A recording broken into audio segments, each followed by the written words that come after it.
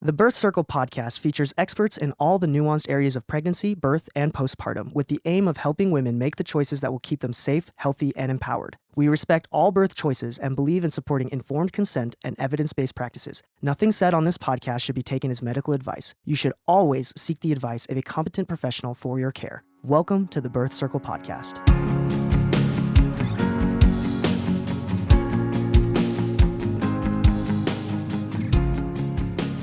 This is Sarah with Birth Circle, and I'm so excited about today's episode. We have Nefertiti Austin with us, and I have a guest co-host. Erin has been helping to produce the Birth Circle podcast for almost a year now, and she is going to be co-hosting this episode with me. So I'm very, very excited. Thank you so much for being with us, Nefertiti.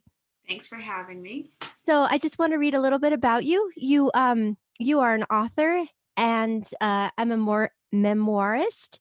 And you write about the erasure of the diverse voices in motherhood and in your critically acclaimed Motherhood So White, a Memoir of Race, Gender, and Parenting in America.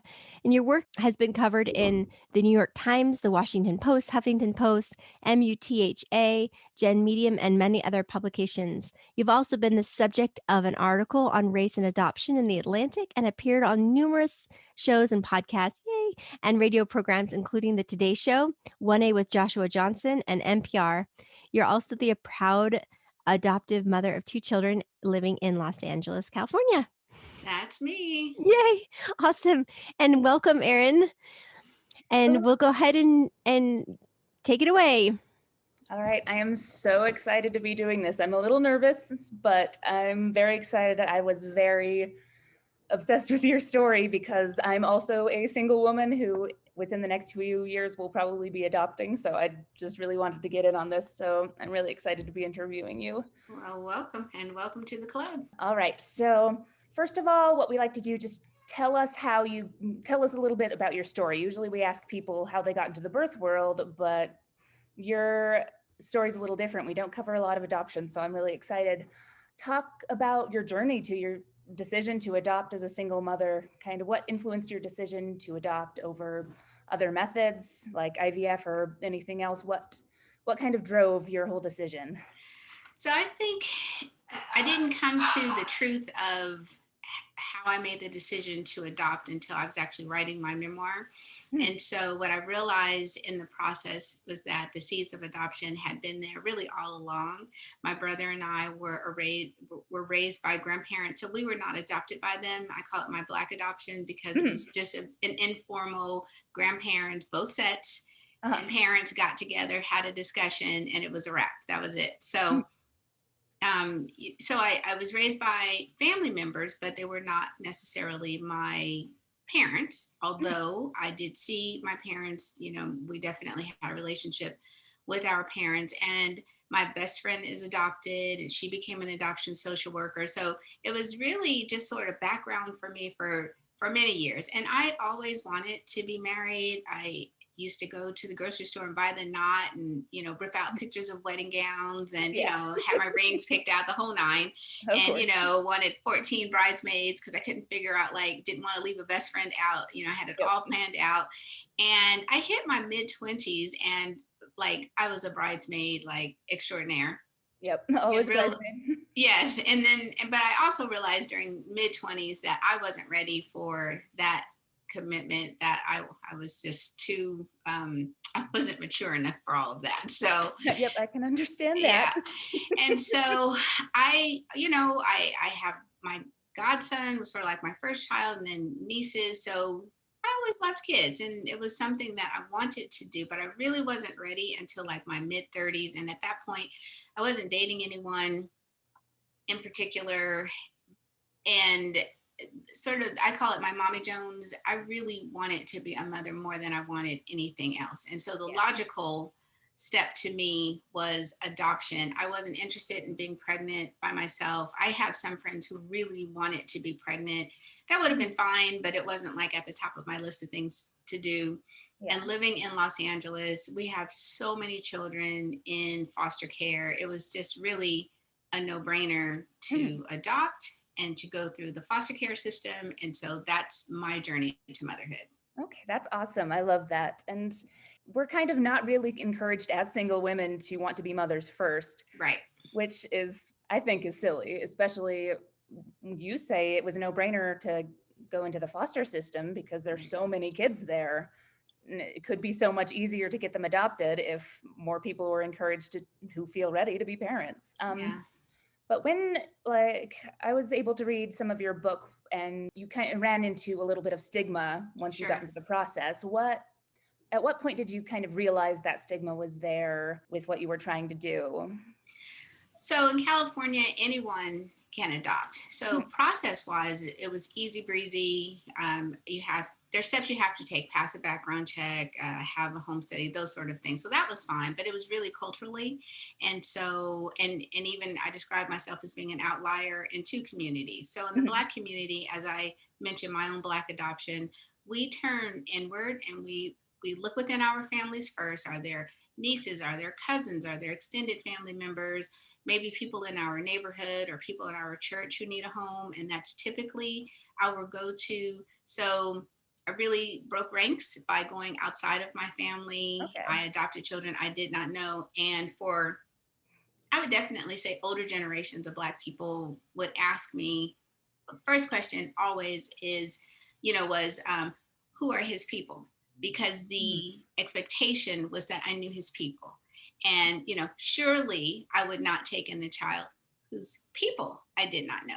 And so then I would be like, well, I don't know them because I adopted through the foster care system. And then I'd be hit with, well, I would never do that. I would never adopt a stranger. So children in foster care then and now have a stigma as being, the dregs, the, children that people didn't want. And that's so far from the truth. Children go to foster care typically due to neglect and abuse. That's the reason that they are there. It's pretty rare that a mother says, oh, I just don't want you and I'm going to go and give you up. That's not how it works.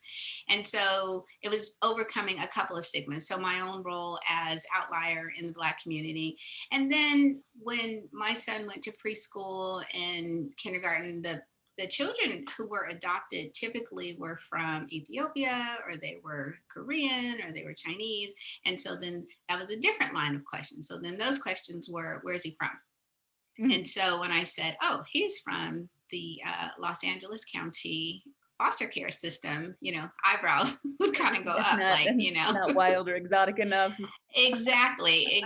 And so it was still, the stigma of children in foster care. I mean, that cuts across race and it cuts across class. There's just an overarching stigma around these children. And so I found myself kind of caught like right in the middle of expectations from my own community, as well as people who adopt. It's a certain way that people do things. And that definitely, obviously didn't apply to me. And I was quite comfortable with the choice that I made.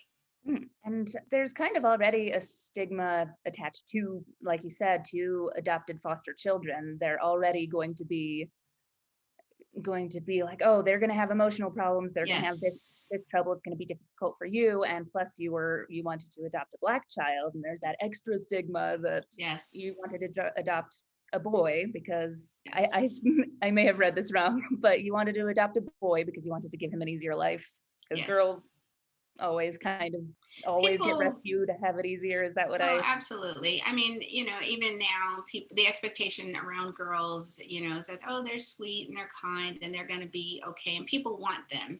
And with Black boys, I mean, in terms of an evergreen topic, it's police brutality against community of color and, violence against Black bodies. I mean, that's been happening since Africans were enslaved. So that's been going on and unfortunately continues to go on. So the expectation, the idea that Black boys are going to be aggressive and violent and they won't do well in school and they're going to grow up and they'll be these horrible human beings. That was something that really kind of rankled me.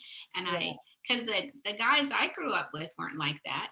And the men in my family and my friends' dads and teachers or probation officers, the Black men that I knew were upstanding citizens, with the exception of my dad, who had a drug problem and committed crime. So he was in and out of prison my whole life. But even with that, he wasn't like the worst person on the planet.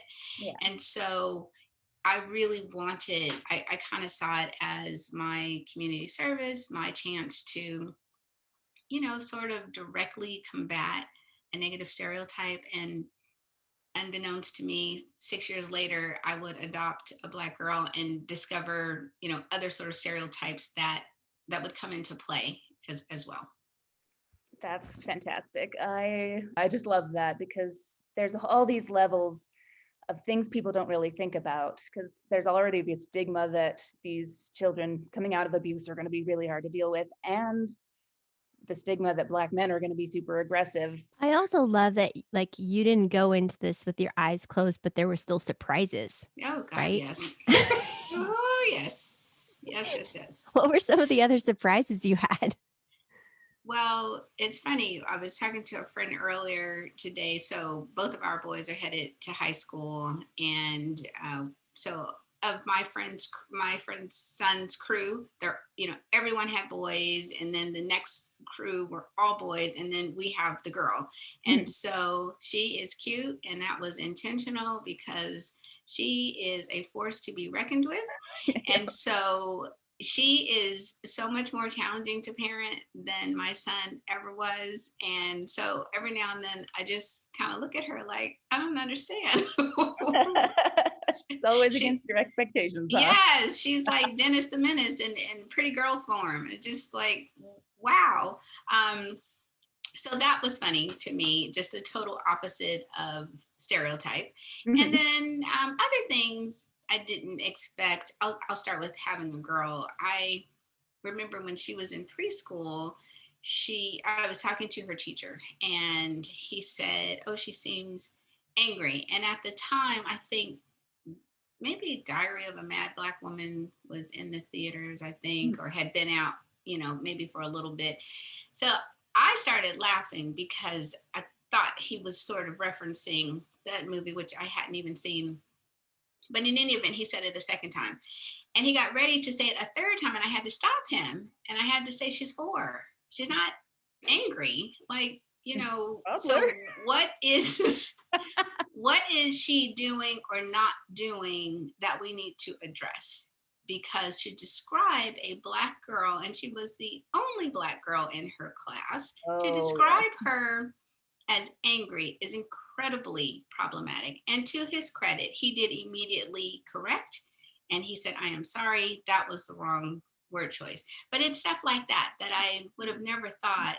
I mean, sure, children do get angry, when they don't get their way. So I'm not trying to suggest that my daughter doesn't, get angry, but his characterization of her using that singular word angry is problematic. And it's something that I didn't expect. And but it got me together, because I then began to understand that, that just as there have been microaggressions against my son when he was younger, and really having to talk to teachers and administration at the school, I see that I may have to wear the same hat on behalf of my daughter. Yeah. And so that I did not expect. Okay. And just to lean into that a little, it's something I've noticed between largely white spaces and Black spaces is there is a cultural difference, and there's a lot of historical stigma to that as well. But just a kind of Black culture is expressing yourself bigger than like Eurocentric white culture kind of is. So I imagine a lot of that she's angry is just she was expressing herself bigger because that's her community. Exactly. And they weren't prepared for it. Do you think that's a lot of? Oh, absolutely. Absolutely. I tell the story frequently about when my son was in the 4th grade, and it was a rainy day. And so they were watching a movie, and the kids didn't have to watch it because it's rainy day schedule. It's probably during lunchtime. And so he was upset because the kids were talking, and he really wanted to see the movie. So I get an email from the teacher, and she's telling me, that angry, there's that word again. And so then we had a meeting, and I asked, okay, well, what were the circumstances? And so she told me, and then when I checked in with him and I said, well, hey, what was going on? And he's like, oh, that's one of my favorite movies. And my friends were talking. So I was annoyed with them because they were talking. So I go back to the teacher and I said, well, when I checked in with him, he expressed that he was annoyed with his friends because he wanted to watch the movie. That's a far cry from being angry. And so once again, this word choice, because then when it gets memorialized on a progress report, a report card, and then it stays in a file, or sometimes for camp, they'll ask for like, grades or whatever. Yeah. And if you have language by your teacher stating that this child is aggressive or negatively impacting the class without interrogating, what was actually happening, then that's a problem. So what that told me was that every single time anything happened and he responded, whether it was positively or negatively, it was going to be an issue. And I really had to drive the point across to, not just fourth grade, but this went on for a couple of years. And then finally, everything kind of just, we got it. We got past that. But really having to express that, I have a child who has a big voice, and he was the tallest in the class until sixth grade. And so he loves school and he's very enthusiastic about it. And so he laughs loud and he experiences everything at a 10. That doesn't mean that he is intentionally trying to take away from the vibe in the classroom. And then other stuff, like he would shout the answers out, and the teacher, so then that was an issue. And so I said, well, can you wait patiently and to be called upon? And so sometimes he would say, well, my hand is raised and she didn't call on me. And so I understand as an adult that, the kids have to take their turn, but by the same token, I wasn't going to, squash his joy of learning because the white female teacher had an idea about how Black children behave themselves, especially Black boys, how they behave in a school setting. And that's a huge problem, and it continues. Yeah, and you don't want to try and teach him to not feel his emotions. No. They're bigger than his teacher expects. Of course not. And, he and I, we talked about, okay, what can you do? What's your participation? I mean, I think he's loud. I have to tell him that, Lord's voice all the time, but it's not in a way that's going to kill his spirit. And that's, I think, the point that parents of color try to make with schools in educational settings. It's that we understand that sometimes we are very passionate about what we're passionate about, and sure, we have to comply within the confines of where we are because that's life, that's just the world. However, there's a way to do it without killing their spirit. And that's what we don't want to do, is kill their joy of learning, kill their spirit, or, negatively impact their self-esteem. And that's super duper important for any kid. But sure, obviously, if your culture is expressing yourself bigger, then killing that is going to kill a big part of who they are. So I love that distinction. So when you were going through this process, realizing that you didn't fit the image of what society thinks a mother is, what a mother looks like, when you were realizing that, did it affect your confidence at all, or did it just kind of bolster your determination to make it different? So as a semi-reformed free spirit, didn't care. Still don't care. It's not my problem. So I like that. And I'm only semi-reformed because the kids have me on a schedule. So. Oh, yep. That's awesome. That's good to hear, because I think we all kind of need trailblazers, and it would be kind of confidence shaking for a lot of people to be in that situation. How did you go about finding the sort of community that could help your son and eventually your daughter feel like their family was normal? Because we're not really told that, like, well, there wasn't, sometimes some kids have families that are divorced, but Sure. It's never, well, mommy just wanted to have kids and she didn't need a daddy, so. Well, that's essentially it. I mean, in our friendship circles, like, I think almost all of the parents are either married or co-parenting, but they present as a unit. And so we definitely have been, the outlier again in that.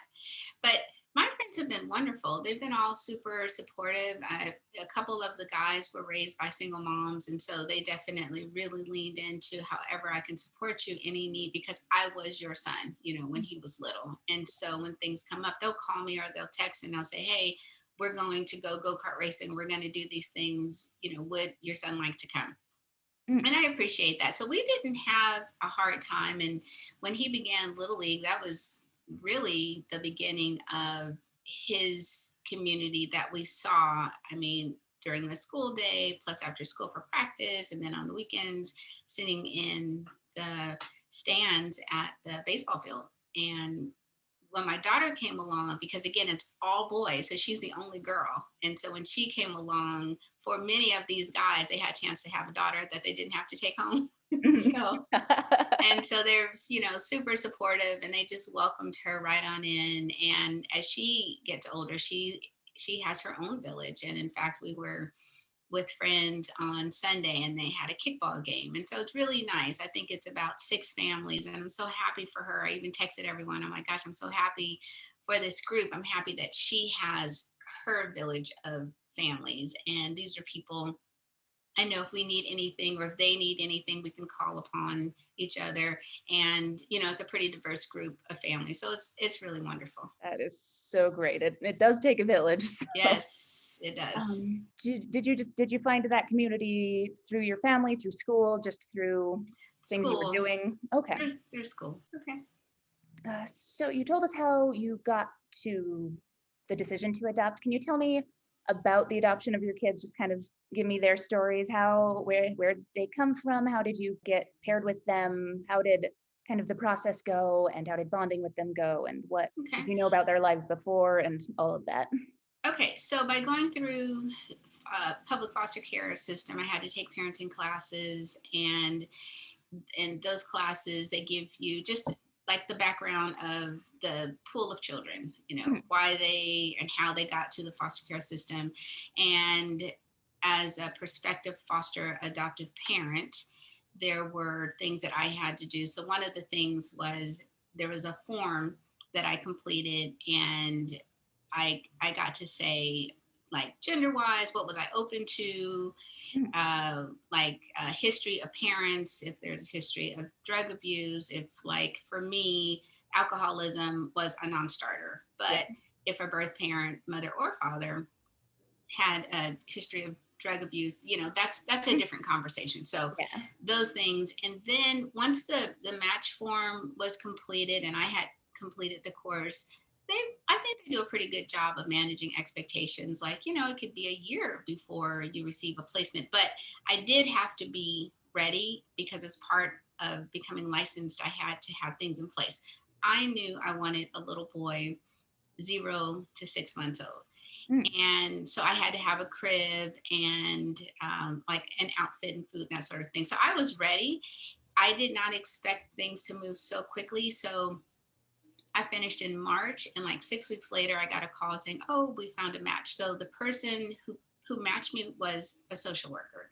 And so she told me about this little boy. He was 9 months old, and he had some delays, though. He was unable to sit up on his own. He couldn't hold his own bottle, and a few other challenges. And I was given the option to say, sure, I will foster this child, or I'm not sure. And one of the things they stress is we don't want to re-injure the children, and just to be honest. And so I felt like brand new mom, I didn't feel comfortable at that point that I would be able to really, I would obviously rise to the occasion, but I didn't want to re-injure. And so because he had some challenges, I said, no, thank you, knowing that he would go to the right place. And so I went on with my life. And then a couple months later, I got another call about, I think he was 3 months old. So now that was on the younger end for me, but okay. So the mom was 16, the father was 29. So, that's a problem. Cool.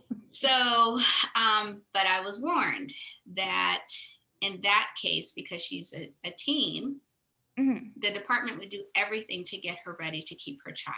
And my job would really be as a foster parent. And so I really wanted to adopt, and in California, you have to foster before you adopt. Yeah. And so that wasn't going to be a situation necessarily that I would be able to keep him. But I agreed. I thought, well, if I can, support, then sure. And then the day I was supposed to go and pick up the little boy, the mother and father absconded with the child. So that didn't happen. Oh no. And then finally, I call him my birthday present. I get a call in July. That's so great. Saying, we've got a 6-month-old, and he is very determined, and he's healthy, and he's happy, and all these wonderful things. And so I agreed to meet my worker. She gave me more information, and I got to meet him. And so when I met him, I get this a lot, it wasn't love at first sight. It wasn't that, but what I knew was, this is my son. Yeah. And when I left the first meeting, I thought, if she calls me and tells me that I cannot have him, I'm going to go back and get him. And we've been together ever since. He's now 14. Mm-hmm. And for my daughter, okay, so in late kindergarten, my son started saying he wanted a baby. And I just ignored him. And then he's like, I really want a sister. I really want a baby sister. And I was so anti little girls. I'm like, okay, if I'm going to cave, it's going to be for another little boy. Because I'm 6 years in. I'm good at this point as a boy mom. And my son and daughter ultimately share a mom. But at this point, I didn't know that. It's a whole bunch of children in this particular family. And they're young. My son has younger siblings, and we got invited to a party. And I had begun the process to adopt another little boy because I had caved. And I didn't want him to be an only child. And I'm still single at this point. Yeah. So I'm thinking, I didn't want like this huge age gap either. So again, I had a plan. I had it all worked out. So begin the process. We meet this family who have their younger siblings, and there's a baby. Yeah. And so I'm like, well, who is that? And so I'm told, oh, this is the younger sister. So I said, well, full disclosure, I'm in the process of adopting another little boy. But what's going to happen with the girls? And so I was told, oh, well, we are in the process of adopting the girls. We're going to adopt the 2-year-old first, and then the baby. So, okay, that's fantastic. And however, the universe had other plans, because I did something I never do. I held her, and I don't like to hold babies. And in fact, I don't even like to look at them. I like to avert my gaze, because if I look at them for too long, I'm going to want them to come home with me. They'll get you. So I held her, and I thought, and my cousin was with me, and we have a photo from that day. And on the way home, my cousin says, that's your baby. And so I was like, well, no, because they're going to adopt her. She's spoken for. And anyway, universe intervened, and it was just the craziest thing. I get a call 6 weeks later asking, could I take the girls? And they don't like to separate siblings. Yeah. And so they wanted me to take both girls. And I said no. And I said no, because we lived in this itty bitty apartment in Beverly Hills, and there wasn't any room for us. And I was like, I got a fish I don't have room for. No, I can't bring 2 more kids in here. And anyway, the decision was made that we were able to get the baby, who's now 8, and she was 10 months old at the time. And their sister went with their godmother, which was a good choice, because she had a very close relationship with her godmother. And so that's how I arrived to this day. I got 2 kids by myself, and I'm outnumbered. And you're still single now? I am. Awesome. And do your kids, do they get to see their biological siblings still every once in a while? Is that a sure? Yes, we did. COVID disrupted that. Now that we are on the mend with that, hopefully in the summertime we'll be able to see them. That's awesome. Do they have a good relationships with them, or is it a little goofy? No, it's great when they see each other. I mean, it's like long lost lovers. Oh yeah, no, they have a great relationship with their brother. That's awesome. So back to just the adoption system. Do you think that the current cultural perception of what an adoptive mother looks like kind of deters potential single parents or parents of color from thinking about adopting from the foster Sure. system? Absolutely, because in mainstream culture, it's definitely normalized. Adoption is on the table from the beginning. Yeah. But for us, for Black people, it's not. I mean, we don't. So there's all these myths that Black women can just get pregnant. Okay, so Yeah. that's a myth. Oh yeah. And then lots of Black women struggle with fertility and all of those things, but because it's not normalized, even when I have friends, even talking with their gynecologists and things, it isn't even always put on the table. Well, there are other options, there are alternative ways to be becoming a mom. And so many women hold this sense of failure, and that's not just Black women. I know that's women in general. Oh my God, my body is designed to do this one thing, and it won't even do that. And so I think that once, sort of the picture of what an adoptive family looks like is truly diversified, I think that perhaps we'll have less children in the system, because right now, when people think of adoption, often people go to celebrities, and because the belief is you have to be rich in order to adopt, because we see Madonna and we see Angelina Jolie and all these people who are really celebrated, and they have means, and so people think, oh my God, I don't have enough money, so I can't adopt, or that's something white people do, that's not something Black people do, which is definitely also not true. Or there, people are super religious, these white Christian couples who adopt 10 kids and they live out in the country on a farm. And that's not true either. I mean, the adoptive community is very diverse. However, even within adoption, they cater more towards transracial adoption. So I still find myself like, hello, you all are not the only ones. There's a whole bunch of us out there who look like me. Single mom, maybe a woman of color, or two moms or two dads, or whatever the case may be. Yeah, and you're right. I was thinking, just kind of trying to think through the people I know who are adopted, what their situation is. I know a lot of transracial adoptions, and I know a lot of people of color who were adopted by relatives.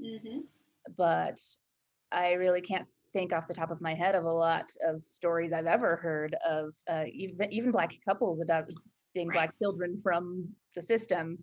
Right. So that because just people don't mention it just because it's not the image, or is it just not happening as much because it's not an option people think they have? Well, I think it's twofold. Black people don't adopt at the same, we don't formally adopt at the same rates as whites.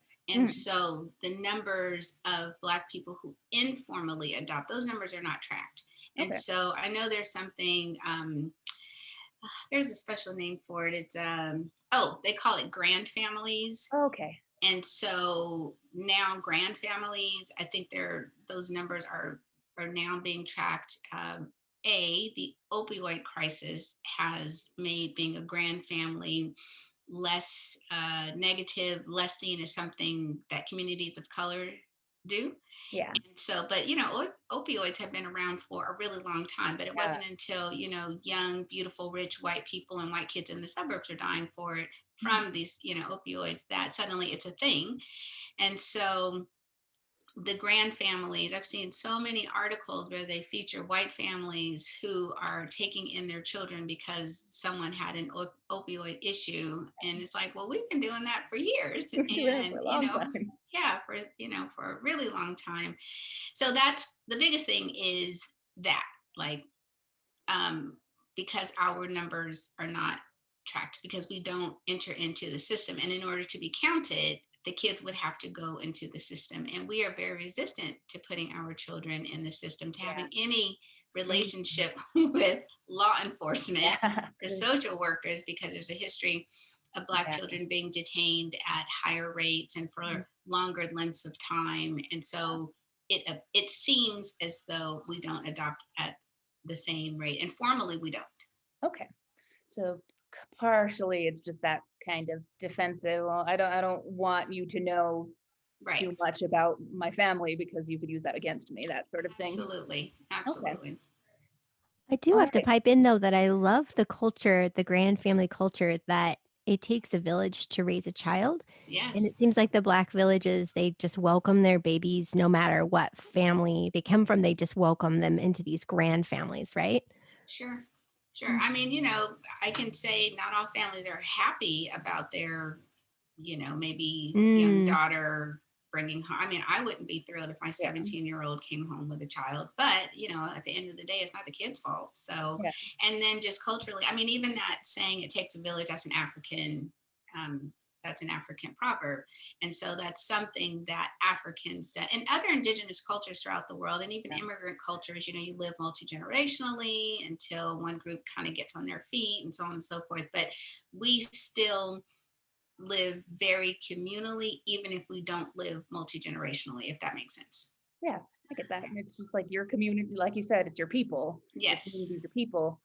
And we had an interview with a guest a little while back. She talked about how just all cultures have kind of, like the mainstream culture has kind of lost that village. Yes.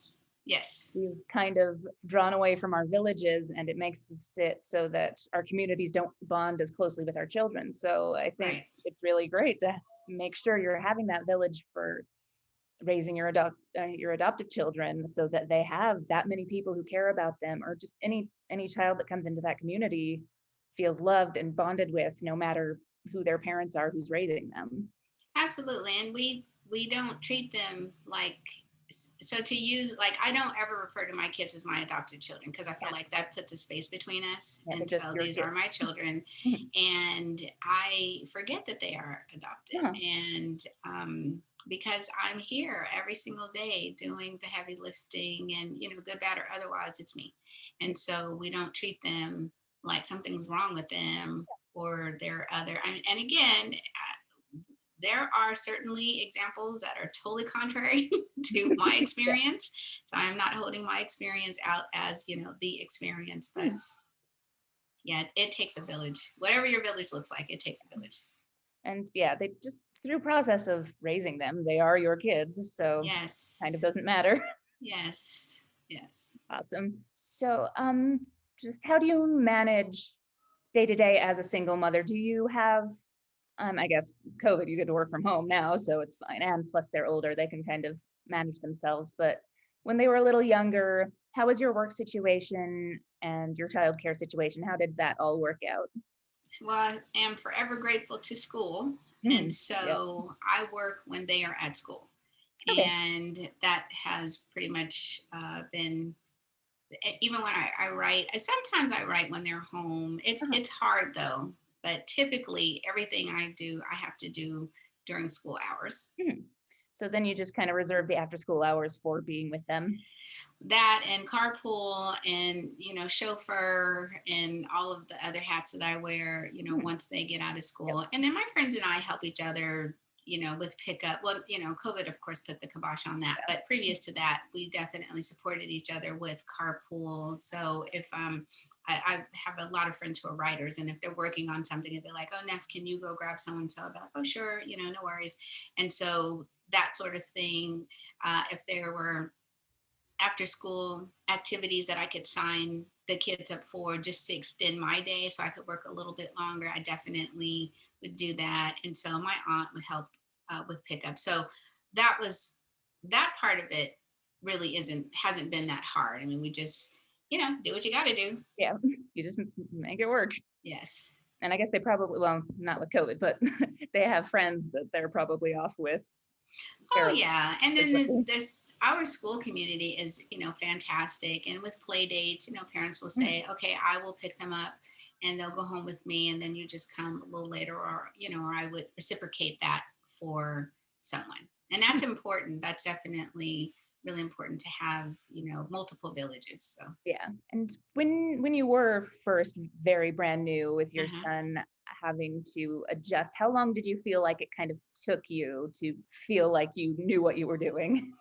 Never. So Never. Okay. I guess that's probably how it is with everybody, huh? yes, never. But so being pregnant, I am, as my friend said, okay, we had 9 months to think about, you know, what we were going to do and really prepare emotionally. Yeah. And so as an adoptive parent, I was prepared intellectually, but I wasn't prepared emotionally and physically. It's incredibly exhausting to take care of a baby. Oh my God.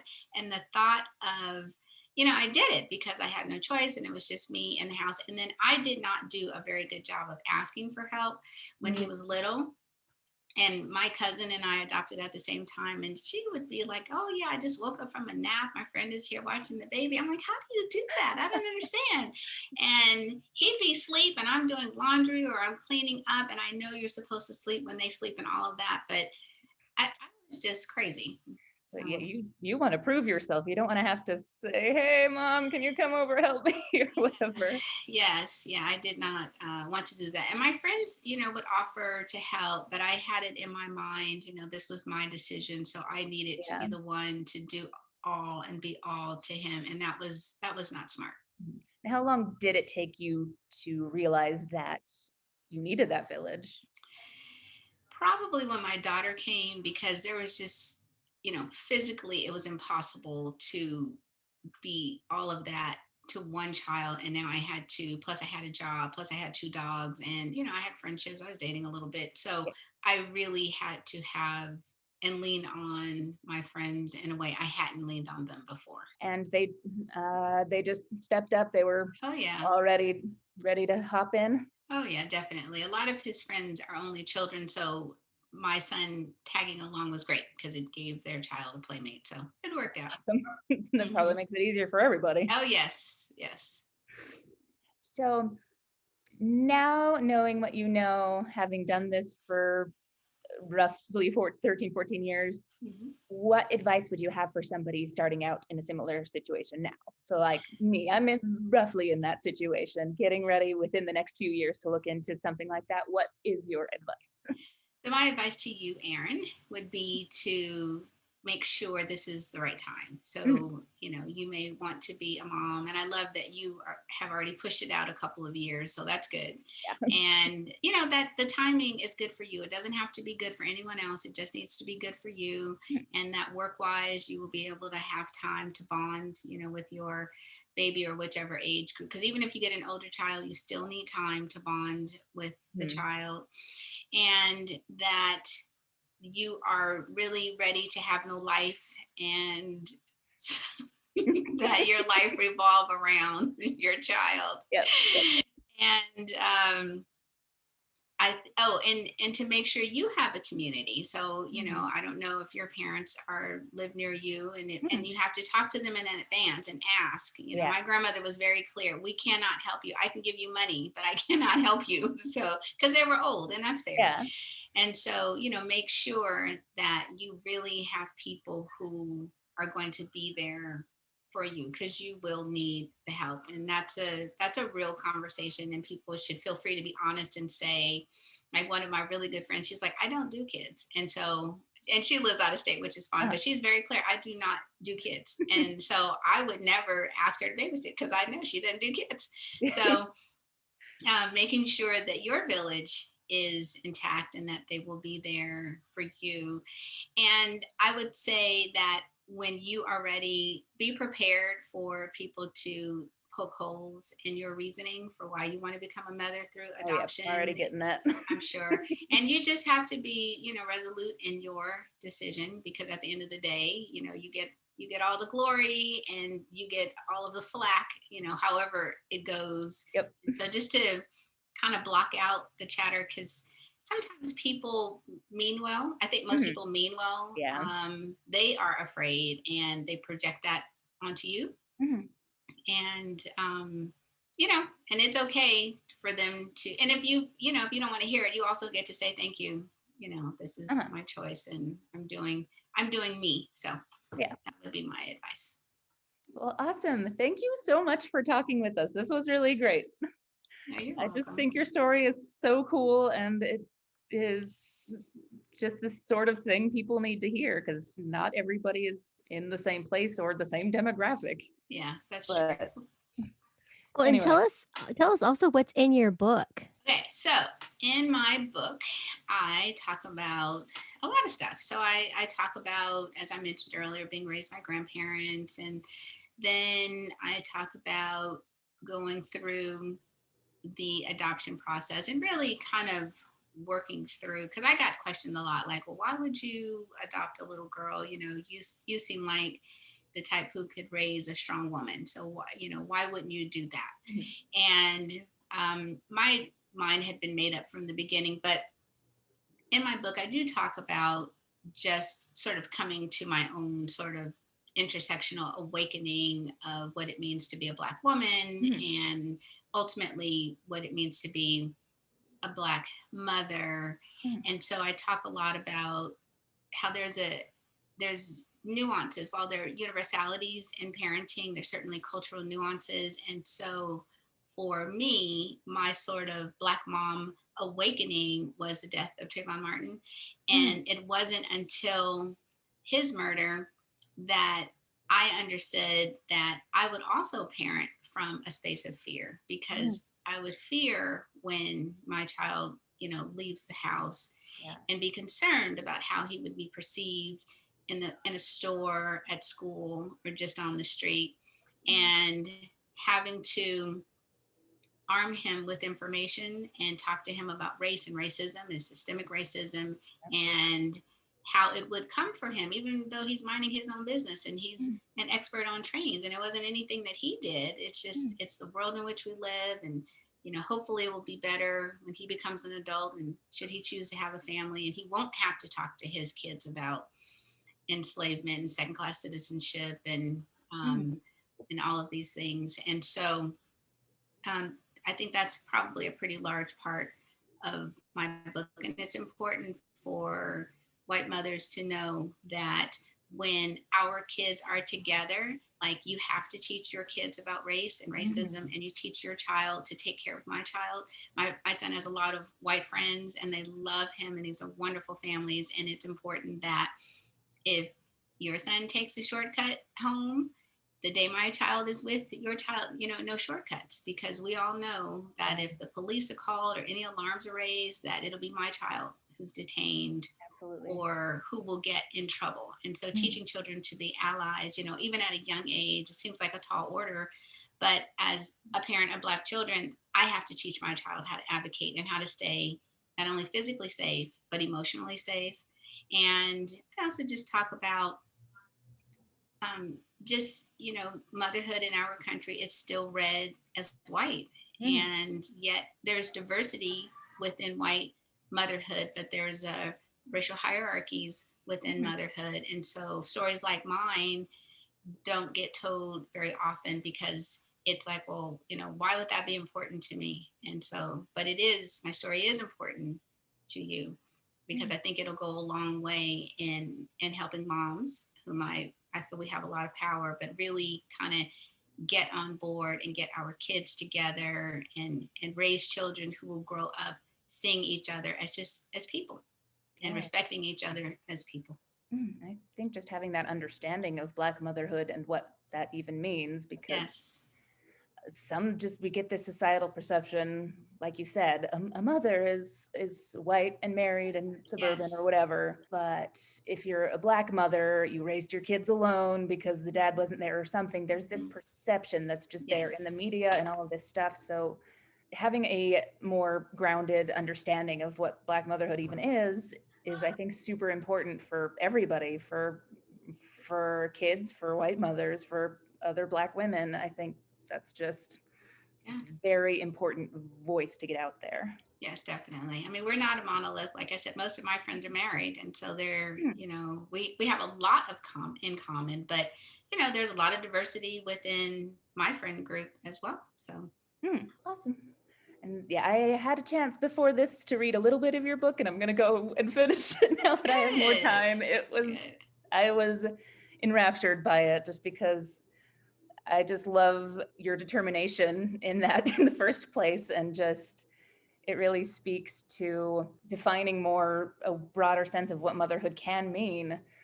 And I think we just need more of that. We need more people who are encouraged to be mothers or parents in general. Sure. Because there are so many kids that need that. And because our villages require a lot of parents, just kind of being in that mindset, I think stories like yours are super important to defining that a little more broadly than we have now. Yes, agreed. Anyway, thank you so much. Oh, you're welcome. Super awesome. And where can we find all of your stuff, all of your work and your writing and your everything, Nefertiti? Okay, lots of places. So I have a website. It's nefertitiaustin.com. Although if you Google me, I think most of my work will appear in some shape or form. Yeah. And my memoir, Motherhood So White, a memoir of race, gender, and parenting in America, is available wherever books are sold. And I think it's actually on sale now on Amazon. And, certainly support your local independent bookstores, your Black-owned bookstores, women-owned bookstores. I'm everywhere. So that's wonderful. I do have a social media presence. I'm on Instagram at I am Nefertiti Austin, Twitter at Nefertiti Austin, Facebook at Nefertiti Austin. And I make a point to respond to people. So as you know, if you email me, I will respond. You did very quickly. So that was awesome. Thank you so much for joining us today. Thanks for having me. And thank you, Erin. Okay, if you have any questions about this episode or want to reach out directly to us for any reason or have us relay a message to Nefertiti, you can always contact us at media@birthcircle.com. Thanks again, guys.